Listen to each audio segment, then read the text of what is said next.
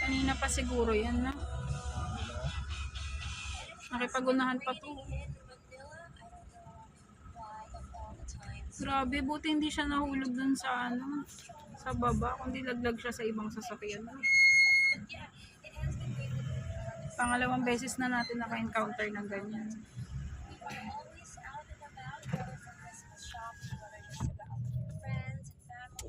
Siguro napakabilis niya sa pagliko.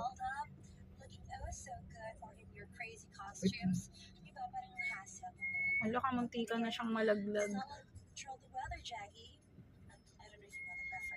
Or baka napakabilis siguro niya.